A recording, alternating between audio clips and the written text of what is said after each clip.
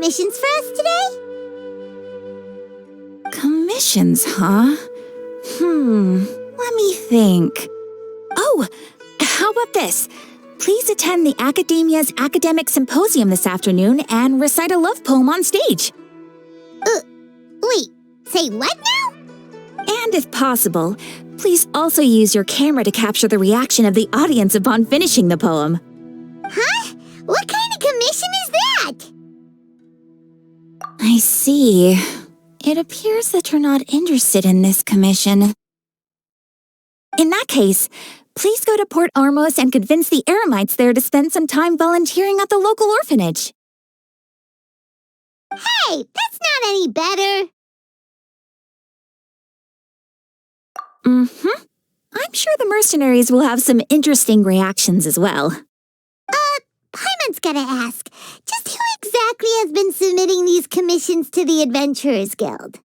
Oh, the commissioner? Well, actually, I just wanted to see the two of you in action. Was it so obvious? I was hoping you would actually take one of those commissions. That kind of chance to observe humans doesn't come by often. Ah, so it's Nahida. Paimon just knew Catherine wouldn't crack those kinds of jokes. When did you get into her head? From when she said, Ad Astra Abysosk? So it's been you this whole time? Are you done resting up, Nahida? Yes. I've been sleeping ever since we parted ways, and I even had a really, really long dream. It was another dream about the Sub-Zero's festival, except it was a happy one. In my dream, I was sitting in the middle of a flower terrace, and everyone in Sumeru City was holding hands as they danced in circles around me. They danced round and round, and everyone looked really happy. I also got to sit on a gigantic flower carriage. Ferris, the Knight of Flowers, raised me really, really high above the ground, and I was throwing an endless amount of Yalda candies at the children. You know, Nahida, maybe your dream is how the Sub-Zero's festival really should be. It's meant to be a joyous time where everyone gets together to celebrate your birthday. Huh? Wasn't I describing a really happy dream? Why are you both looking at me like that? Wait, could this be an example of the emotion known as pity? No, we aren't pitying you. That would only make everything worse. We just don't want you to feel too sad. By the way, have you had a chance to visit Dunyarzad? How's she doing? The Homiyanis haven't allowed any visitors after the festival, so we haven't been able to check on her. Yes, I paid her a visit right after I woke up. She was resting at the time. Her condition is stabilized. However, since Elazar is a manifestation of the withering on the human body, we can only cure it by finding a way to take care of Irminsul's own withering. But for the moment, our top focus should still be figuring out what the sages are up to and what they're planning. Right. Who knows what'll happen if they manage to pull off another scheme like the Samsara of the Sub-Zero's festival? So our first priority should be investigating and putting a stop to the sages' activities. As for how we should pull that off, let's discuss it somewhere else. There are too many adventurers around here. Oh, good point. Sorry, adventurers. We're gonna be borrowing Catherine for a little while.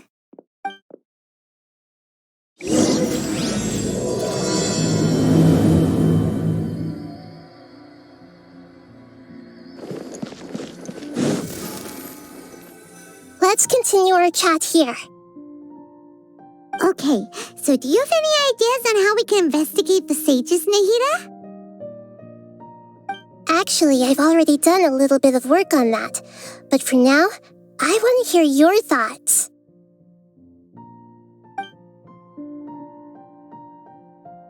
I've already tried that, but all the key members of the Academia, even the core of 30 guards, intentionally avoid wearing their Akasha terminals. It seems that from the very beginning, They've been guarding against info leaks from the Akasha. Of course, it could also be because they're wary of me. Have you already caught the sage's attention? I'm guessing not yet, but distrusting me would make perfect sense if they've ever paid attention to the urban legends about me. In any case, I probably can't take over their minds directly. No way, that's too risky. You mean it'd be too easy to get caught? No, it's not that. We shouldn't involve innocent students in this. A single mistake could completely ruin their lives. Doing that would be ignoring the safety of my people for my own selfish goals. How is that any different from what the sages are doing? That's a good point. Spoken like the god of Sumeru. We're in the dark as of now. Since we still don't know anything about their goals, any rash move could tip them off and lead to terrible consequences. After all, every person in Sumeru City is one of their hostages. Are we really out of ideas? Nahida, you're super smart, so you already have something in mind, right? Don't keep us in suspense. Spill the beans already.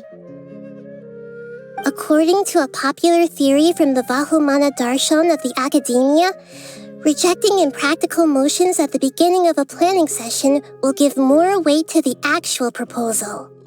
Okay, but aren't you the god of wisdom? You don't have to use that kind of gimmick to make us take your ideas seriously.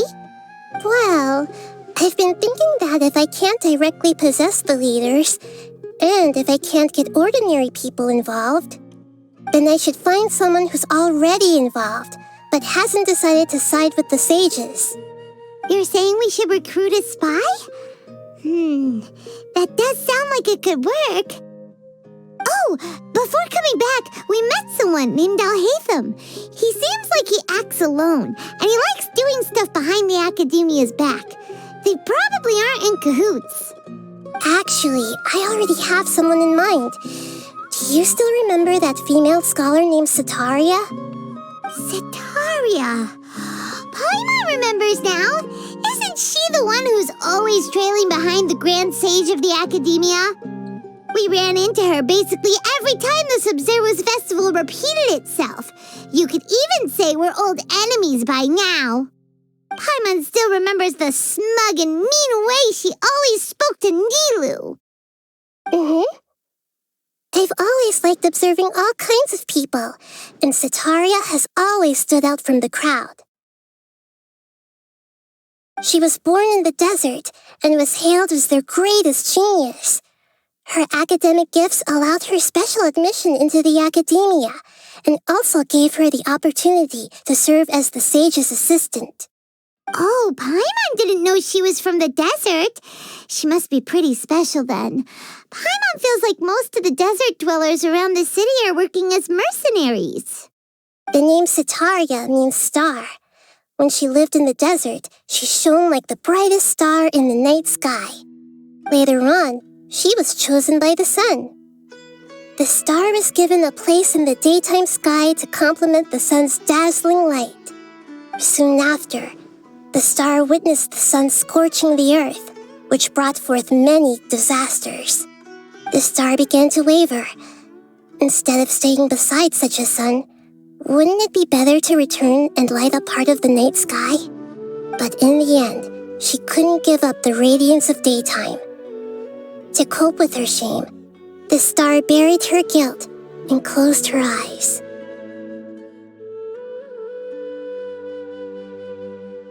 From the sound of it, Setaria's just hung up on the research opportunities here. But she doesn't really support the academia. She still feels guilty about not doing more for the desert, right? She's just running away from her problems. Indeed. When they are presented with complex moral issues, many people will simply plug their ears and go with the flow until the problem can't be fixed anymore. She's suppressing a lot of guilt, but before she realized it, she had already become the sage's accomplice. She can't deny her part in their schemes anymore. Right. We must somehow make her face her problems again. That way, not only can we get useful intel from her, but she can also use it as an opportunity to redeem herself. From my past observations, Setaria will take a day off from the academia every 10 days to do some shopping in the city. Tomorrow afternoon just happens to be a shopping day for her. That'll be our chance. To prepare, let's go check out some of her favorite spots and have a quick chat with a few of the vendors there.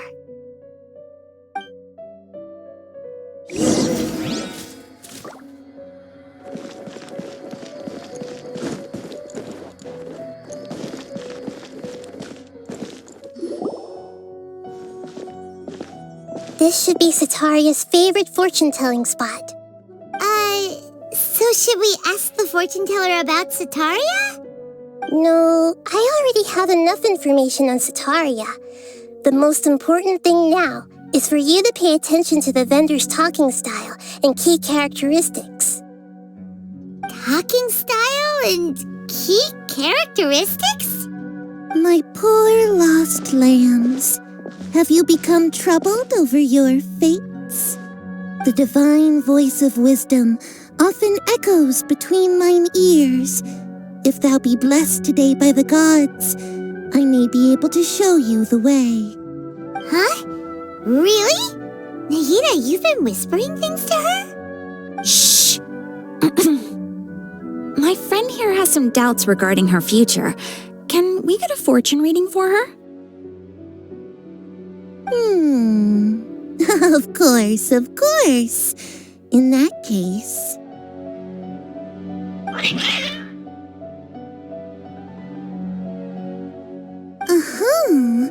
It would seem that Harut and Marut are quite wary of you. Perhaps, at some time in the past, you have somehow offended the gods.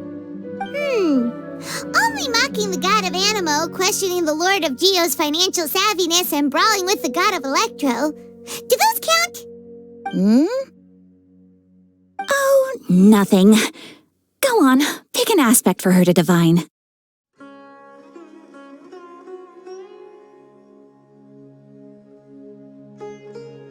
Love prospects?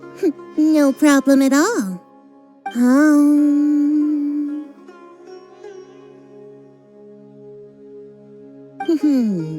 The gods have spoken. The truth shall be revealed. One who is fated to cross your path will appear on... Huh? So many people will fall for you. How could that be? Harut, Marut, did you two spoil my divination? I've never read a fortune so absurd.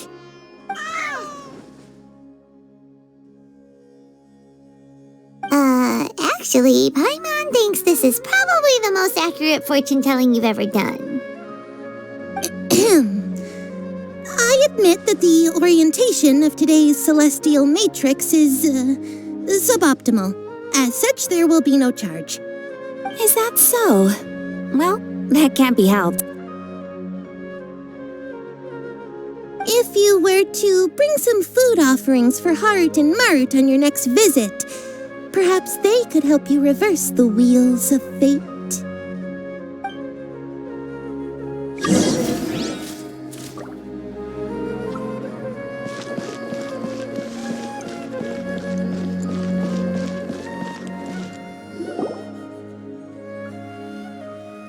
Is this another one of Setaria's favorite stalls? Yep, it belongs to a king. His father helped Setaria a lot when she first moved to Samari City, so she still comes by whenever she has time. When I start talking with him, listen carefully to the details of our conversation. Ah, dear customers, would you like to look at some pottery? We caught wind of your great craftsmanship, so we specifically came to take a look. Oh, I recognize you. Aren't you Miss Catherine from the Adventurers Guild? Sounds like I'm in for some big business. Speaking of, Where did you learn this trade?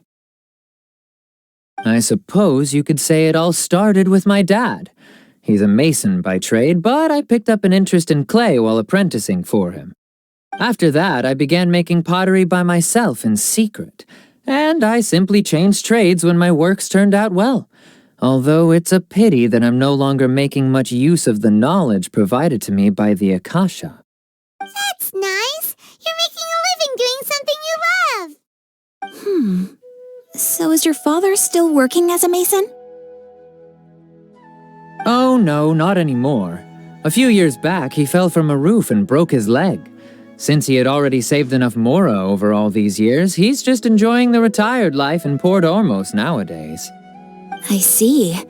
We wish him peace and happiness in his retirement. I'll have someone in charge of logistics at the guild come by another day for some goods. We'll leave you to it. Take care now.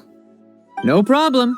Rest easy, all our goods are sure to meet your every need.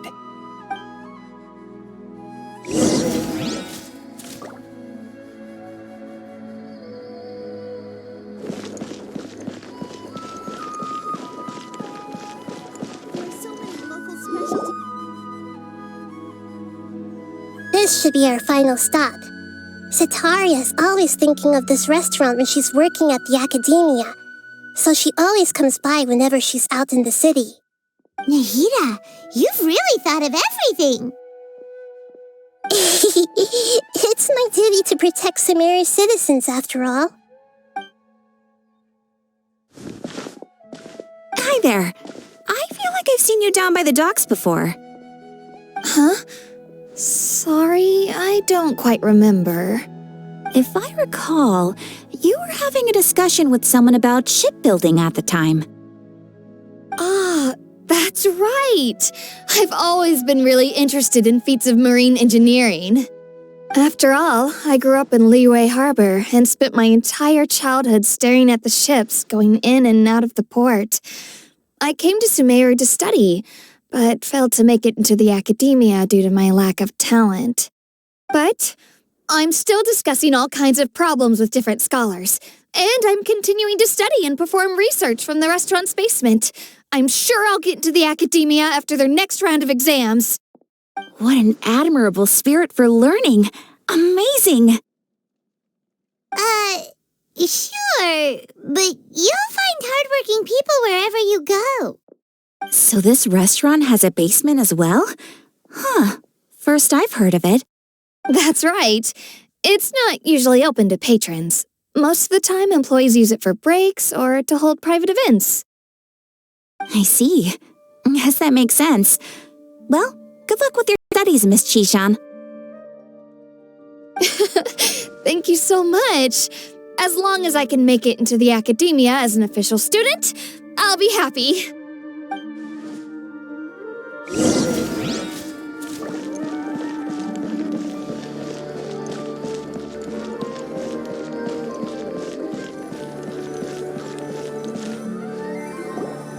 So, was that everybody? Mm-hmm. 3 familiar faces should be enough for Setaria. What's the point of all the information we've collected? Nahida, you still haven't told us how you're planning to make Setaria face her problems. Setaria is already used to avoiding her problems, so we must find a way to break through her usual sensibilities. I remember that you mentioned that the Eremites in Port Ormos are all making a fuss about the upcoming resurrection of the Scarlet King. Although it's all just a boatload of nonsense, the fate of her homeland may turn out to be Setaria's soft spot. Oh, Paimon gets it now! You want to take advantage of the guilt Setaria feels about her homeland. Although she knows she should return home to help the people of the desert, all she's done is conspire with the sages.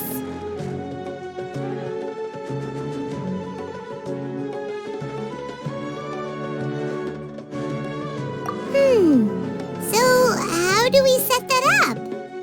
Well, the Scarlet King is long gone, and Setaria is also too smart to fall for any simple tricks.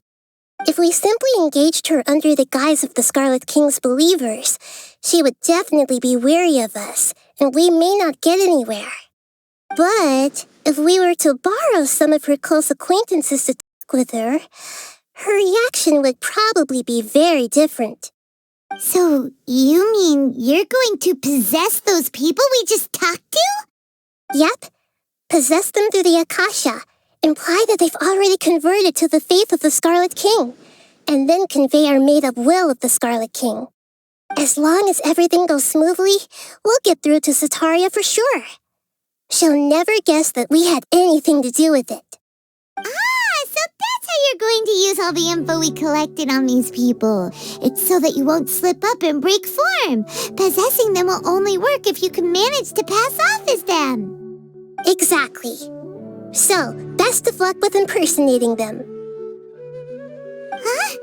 Best of luck? But we don't know how to possess anyone. That's no problem at all. I'll just share all their senses with you once I've possessed them. As long as you're also wearing an Akasha terminal, the effect will basically be as if you've possessed them yourself. Huh. That is pretty convenient. But why does she have to do this? Can't you do it yourself? Although I've been observing humans for a while, I've never been good at imitating them. You're not wrong. It's always been painfully obvious whenever you try to pass as Catherine. If it was at all possible, I would have preferred to leave these people alone. But seeing how things are now, I probably should just accept it and push on. Yeah, don't beat yourself up over it. We're only doing this to help everyone, and we'll only be borrowing them for a little while anyway. Alright, then let's give it a go tomorrow afternoon.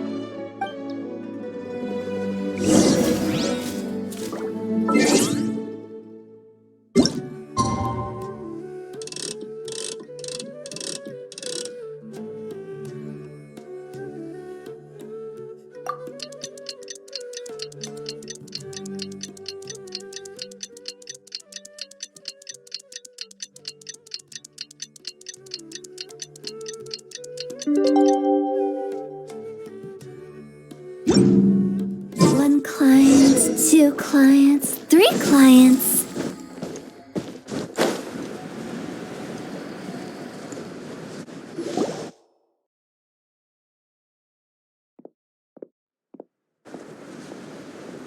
Oh, here she comes. Satari's here. Let's quietly follow her. Once she starts talking to her acquaintances, we'll find a safe spot to begin possessing them. As for how we'll sway her to our side, I'll leave that to you. I trust you'll know what to say. Paimon's starting to feel kind of nervous. Okay, let's go. Looks like they've already started talking. Let's find a hiding spot and get started.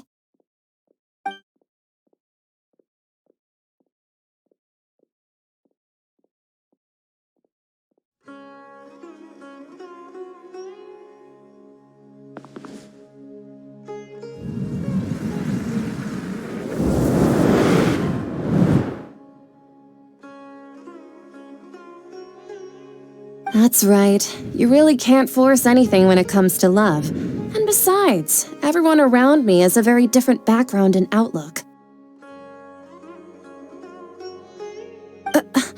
Are you still listening to me, Nabia?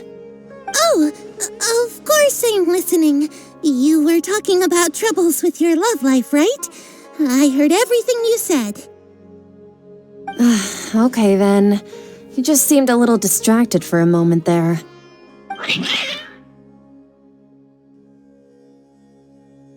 Strange. Your cats seem pretty worked up. Is something wrong? I always thought they were quiet, happy kitties. Oh, what are their names again?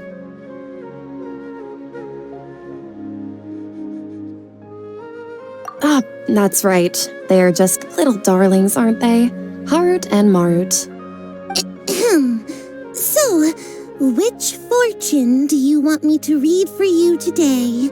You must have come for another echo of the divine voice of wisdom. I'd like to get another reading on my love prospects, but to be perfectly honest with you, I feel like I've been a real mess recently. A mess? Well, could you do a reading on how long it'll take me to finish my current project at work? I really just want to get it over with. I hear you. No problem at all. The gods will reveal the truth.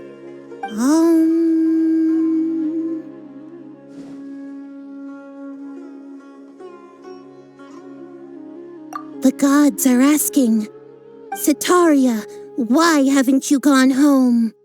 Why haven't I gone home? Do the gods really know everything I've been thinking about? Setaria, why don't you just go home? It's a demand now instead of a question. The gods seem to be truly upset. I'm sorry. I know I failed the gods. Please pass on my most sincere apologies and ask for their divine forgiveness.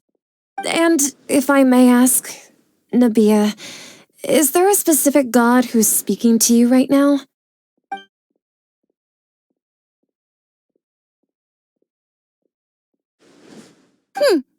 What an inconsiderate and naive question.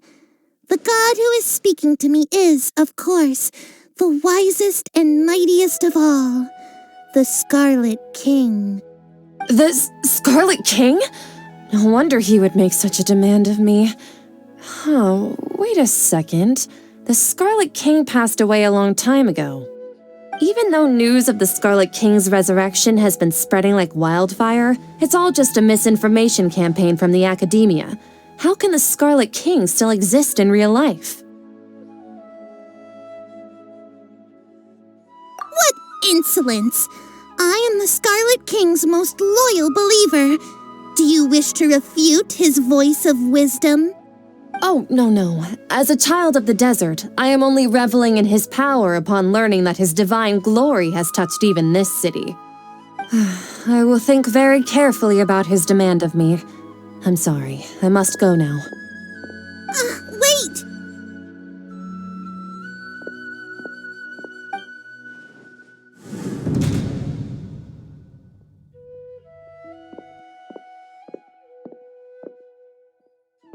Whoa, she just ran off in a hurry. She looked pretty upset, too. Well done.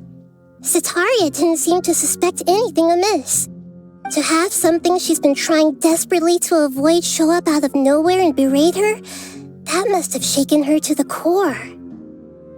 Aw, Nahida, it seems like you understand human emotions really well after all. All I know are some abstract Harabatot theories. In any case, my time with you has shown a lot of them to be utterly useless. I'm still trying to make sense of everything. Anyway, enough of that. Let's hurry and catch up to Setaria. He's out of games now, right on cue. Let's get ready to possess him right away.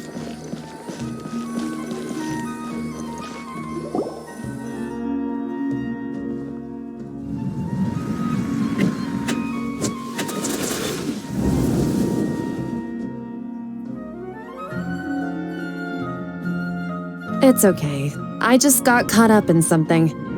Oh, actually, didn't you ask me to help you look for work? What kind of work were you looking for again?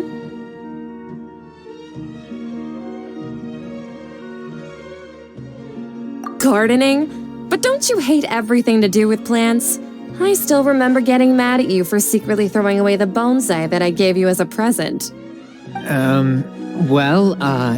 You see, a friend told me that the secret to self-improvement is to work on things you're not so good at. Fair enough. I didn't think that was something you would consider. Speaking of, how's he doing?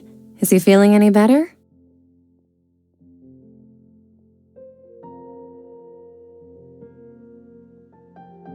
Huh? Wasn't he nursing a leg injury? If I recall correctly, his strong arms had always been his pride and joy. He sprained his arm a while back while trying to show off his strength. I thought you'd heard. Actually, while we're talking about him, is he still living in Port Ormos? Yeah, he's been retired there for a while. If you could find the time, please write him a letter. please pass on that recently, faith in the Scarlet King has taken root in Port Ormos and has begun to spread across Sumeru. He has a quick temper and has always been a devout follower of the Dendro Archon. I don't want him to get into a fight with those Scarlet King believers because of a difference in beliefs. Oh? So, who are you siding with in all of this? The Academia or the Scarlet King? I'm so jealous of you. You were born a child of the desert, yet you chose to betray the Scarlet King, and now you spend all your time with those crooks from the Academia.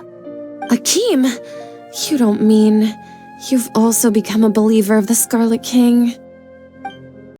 What's so strange about becoming a believer of the wise Scarlet King? In fact, aren't you the strange one? The one who still can't pick a side? Can't pick a side? Me? Whoa! Paimon had no idea you'd be so good at this! You really zeroed in on the issue and put it right in front of her. It might feel a bit overwhelming for Setaria. But once everything is over, I'll be sure to pay her a visit to her mind and explain everything. Anyway, let's keep going.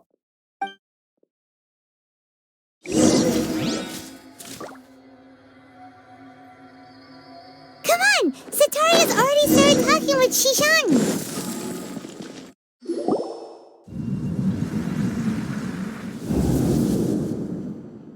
So, Shishan, have you noticed anything weird in the city lately? Like, as if someone was trying to preach to you about something?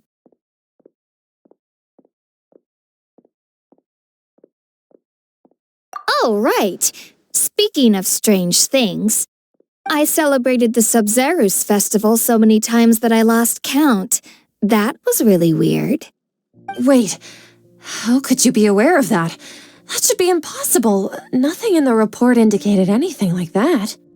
Are you still failing to realize that the Academia's lowly tricks could never deceive all of Sumeru's citizens? Shishan, don't tell me that you've converted to the Scarlet King as well! What an absurd question. You make it sound like I should be ashamed for becoming a believer of the Scarlet King. In reality, shouldn't you be the one who is ashamed? You, who worked side by side with the Academia and treated people as nothing more than experimental subjects? Please, please stop! Even now, Setaria's still trying to run from her problems. She can no longer justify everything to herself. Hey, she's trying to talk to the guards! What should we do? This is the most important part of all. Quick, get ready. Mercenary, you're a member of the Corps of 30, correct? Please help me pass a message to the Matcha right away. The situation in the city is getting out of control. Please, try to remain calm, miss. Tell me what's happening in the city. Heretics are infiltrating the city, and they've already converted many residents to their side. Heretics? What kind of heresy are you talking about? The Scarlet King! Many people I know have suddenly started believing in him, but he's long dead. It's impossible. Miss Setaria, nothing is impossible. You know my name? The Scarlet King is immortal, and all who defy him will one day pay the price. You must face the truth, Setaria. You tread a treacherous path, and the longer you ignore it, the tighter the Academia's grasp on you will become, and the deeper you will be ensnared. Child of the Scarlet King, never forget that the desert that belongs to you lies elsewhere. What's so strange about becoming a believer of the wise Scarlet King? In fact, aren't you the strange one? The one who still can't pick a side? What an absurd question. You make it sound like I should be ashamed for becoming a believer of the Scarlet King. Setaria, why haven't you gone home?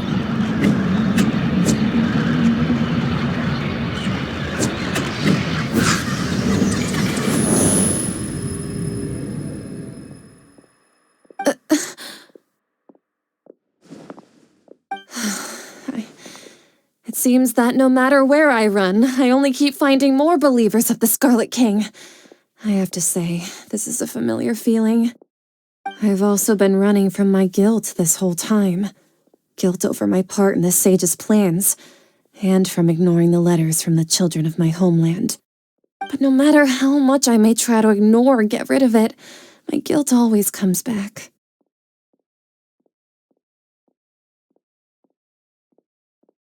You won't necessarily lose your research opportunities by facing the truth. Besides, did you really want to conduct your research while carrying such heavy feelings of guilt? How do you know me so well? Are you truly just a believer of the Scarlet King? Or are you the god himself? That's not important. The important thing is to pass judgment on the academia and its sages, and to correct their mistakes. If you could provide some assistance in this matter, perhaps it could serve as a form of atonement. I've actually never believed in the gods, but I've always believed in serendipity. Your appearance must be a fated opportunity for me to get out of this wretched situation. Please tell me, what can I do for you?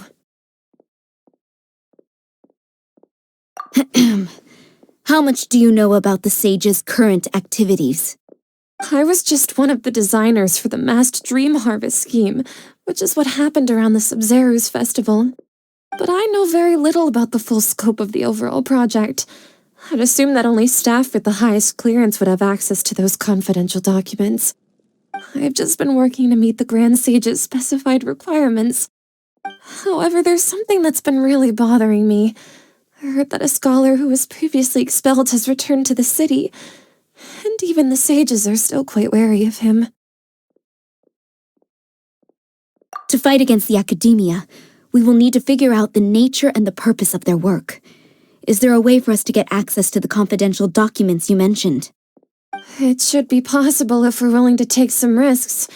After all, I'm an assistant to the Grand Sage, and I've been working on many tasks outside of the project. One thing, though, I won't be able to transfer the documents to you through the Akasha once I get my hands on them. The sages have always closely monitored all activities within the Akasha. Let me see. Let's use the most primitive method. Send someone to pick up the documents tomorrow evening at the Academia entrance. The Academia entrance. Wouldn't that be too conspicuous? Don't worry about that. I assure you, this won't be a trap.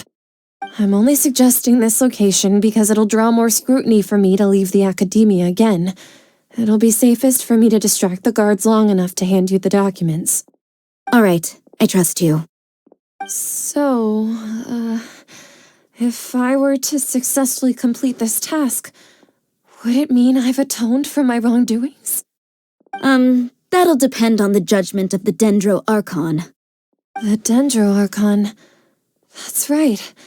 Her people are the ones we have endangered. As the god of wisdom, she's also the one responsible for judging and guiding the scholars. Maybe it's time for me to find a god to believe in. Just as Nahida predicted, we've managed to bring Sataria to our side. The Traveler's execution was ingenious. She's the one who deserves all the praise. Well, now that we've made plans to meet again tomorrow evening, all we can do is pray for Sataria's mission to go off without a hitch. Pray? But if we're going to pray to the gods, aren't we just praying to you? God of wisdom and guardian of the scholars? No. The truth is the true guardian of scholars. I've always believed that. Anyway, let's meet again tomorrow evening at the Adventurers Guild.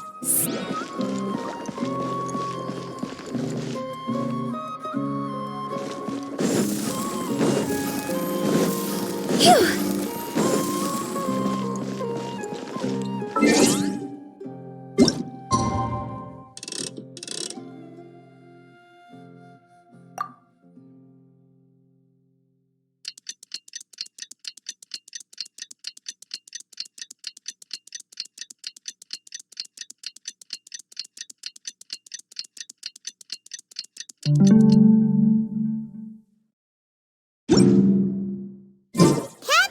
we're here! Oh, you are the other Catherine, right? That's right. I suppose I'm the other Catherine in your mind. Shh! We're on a secret mission tonight, so we need to protect Catherine's identity. Yep, Paimon's right. We cannot fully rule out the chance that the meetup tonight is just a trap. If something were to happen, my existence may be the only trump card we'll be able to play. After all, the academia should still be unable to confirm the existence of my consciousness in the outside world. Yep, exactly, just what Paimon was thinking.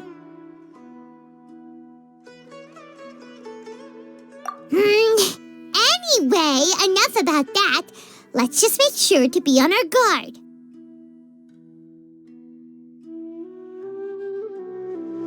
Off?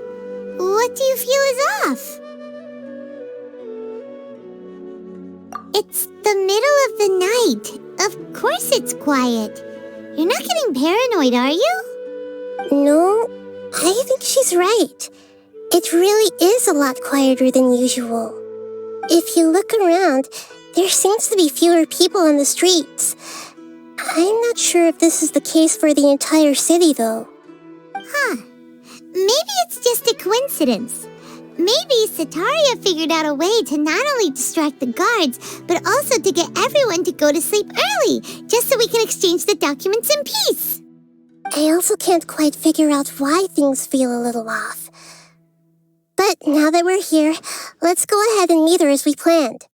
Well, regardless, as long as you're here with us, Paimon feels a little safer.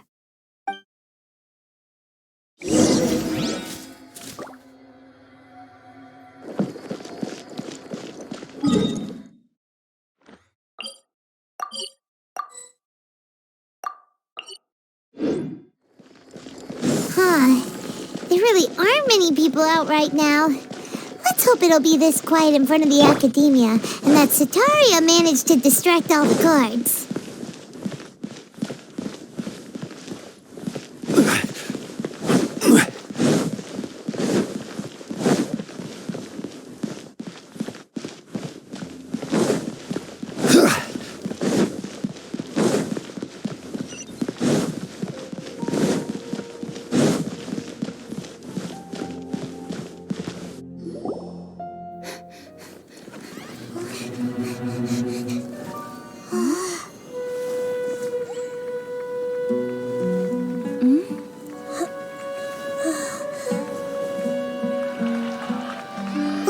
What are all these people doing here at this hour of the night?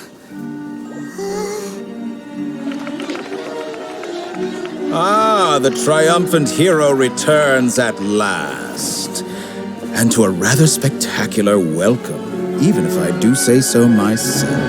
You're the outcast, expelled from the academia. Indeed I am. Although these days they tend to call me the Doctor.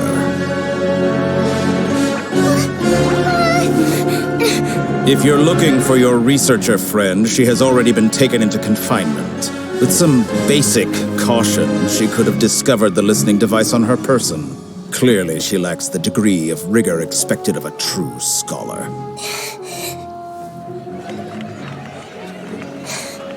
The people of Sumeru City. What have you done to them? I simply made some minor adjustments to their Akasha terminals. Now they can deposit information directly into the subconscious. As you can see, all these lovely people now believe this traveler is a hero who has just saved the world. My experiment is a success. And now it seems they can no longer hold back their sheer adoration. No, what should we do? These are all just regular people. Leave now. You need to get out of here. But that guy's a Fatui harbinger. We can't just leave you here. Nor can I abandon the people of Sumeru.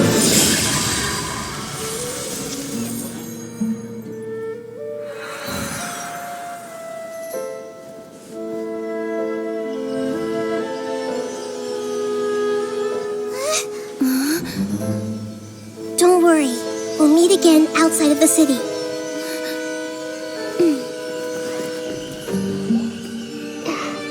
I see. You appear to have overridden their mental faculties with your own consciousness. To possess such a powerful mind, you must be the god of wisdom.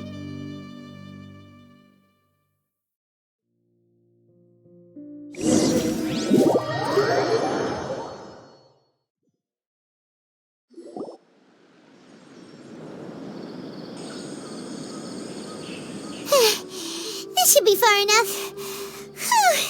Paimon needs to catch her breath first. Is Nahida going to be okay? We only made it out because of her. Paimon wasn't counting on running into a new harbinger here, let alone such a high-ranking one. That guy was number 2. So scary. He called himself the Doctor. Remember, Tainari told us about him. Sataria did say that someone who once got expelled from the academia came back recently. And that even the sages are wary of him. Yep, sounds like she must have been talking about the Doctor. Yeah, now that the Doctor's in the picture, we're no longer just dealing with the academia. They're in cahoots with the Fatui. But what are the Fatui after this time? Another Gnosis?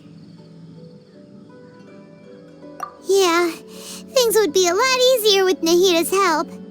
Nahida said we'll meet again outside of the city. But we can't just keep waiting around, right? You mean... Oh, right! Wasn't he invited by the sages to work on some project when we were staying with him in the Vidya forest? That has to be the same project. Even though he turned it down at the time, he might still know something. There's no time to lose. Let's go to Gandharvaville.